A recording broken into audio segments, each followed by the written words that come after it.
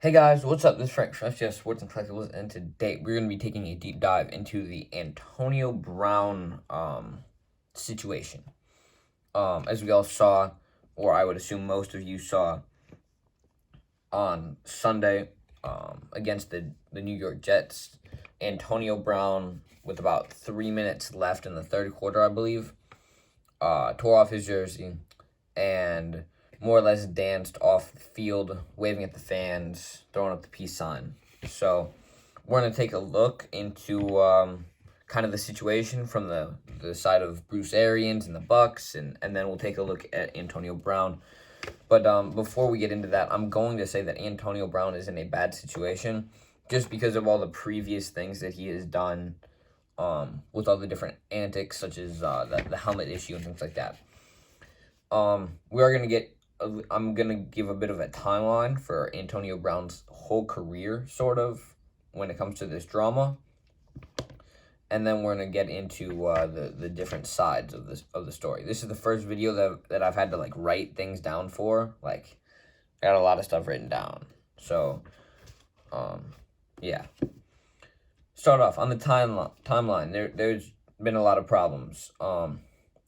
We know that he got absolutely demolished by Vontaze Burfict. He wasn't necessarily the perfect guy before that, but ever since then, I feel like he's been much worse. After a lot of drama in the Steelers locker room, he was traded to the Raiders for, I believe, two draft picks. He was cut by the Raiders after his little helmet issue, and I believe there was some issues with the coach, John Gruden. He was then signed by the Patriots, which that didn't stick very long. Then he was signed by the Bucks. He had some little injuries, and he had that the Vax card violation where he used the fake vaccination card in order to play or get around some different regulations.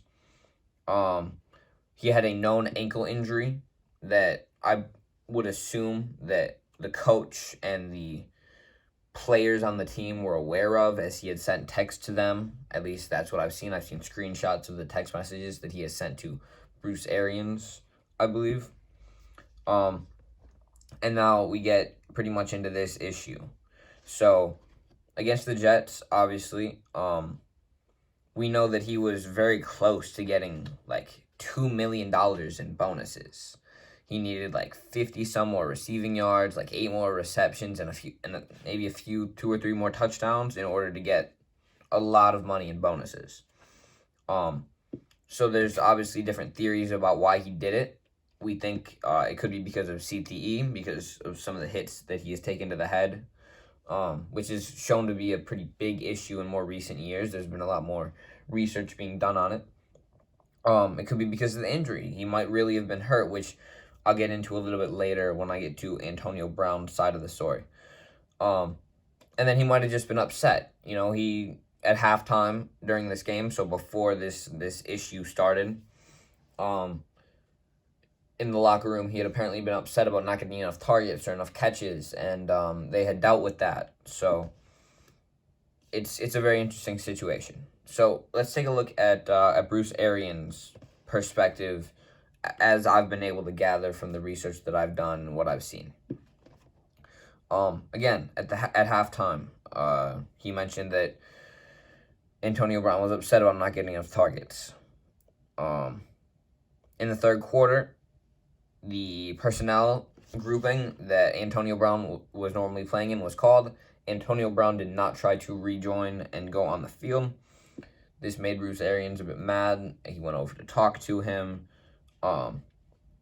Obviously, Arians more or less cut him on the spot, even though in reality he wasn't cut until a few days later. From Antonio Brown's perspective, he was cut on the spot. And then obviously AB did his little tantrum and danced off the field. It's interesting that he did that on the ankle that is apparently injured, but sometimes if you're just that mad, pain doesn't really exist.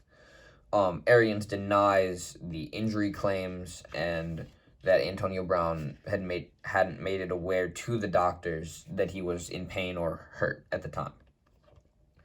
from Antonio Brown's perspective,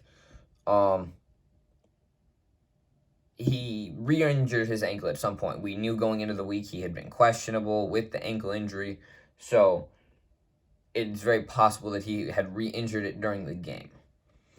I would have to assume that he had figured that the coach and the doctors would know about it and not play him because of it. Which obviously didn't really happen. The coach wanted Bruce Arians. He wanted AB to go play. AB did not go play. Yeah. Now he is scheduled for surgery. So we can, from that, take a guess that he was actually hurt. We haven't seen any official x-rays or any documents or anything like that to prove it, but he did come out with a legal document through his lawyer saying his side of the story. If you haven't read it, I'm sure you can find it somewhere. It's kind of all over the place. I'm not going to go through it now, but I think if you're interested in learning more, that is a good spot to start. With the whole CTE issue, was it injuries? Was it just being frustrated about not getting enough targets? We don't really know with 100% certainty for anything yet. We can be more positive with some things than others, but I'm going to let you guys form your own opinions, your own guesses as to what you think happened. Let me know in the comments down below what you think the overall reason was, and I hope you enjoyed a video like this. This is more, very, very focused video on just one topic that I am considering doing more on later. I also am planning on doing a timeline video of the whole NFL season with all these different, just all the major key events that happened during the year. We'll probably go back to the end of last year and kind of go from there, so through the offseason, and hit a lot of the key talking points from that. I also think I might do some reaction videos, like how different teams, fans would react to the year. I would probably just do Saints and Browns because that's who I'm a fan of. That's that's who I follow the most, I would say. So it would be the most relevant for me to do a video on those two teams. If you enjoy any of those ideas, let me know in the comments down below. Make sure to like the video and make sure to subscribe, and I will see you in the next one.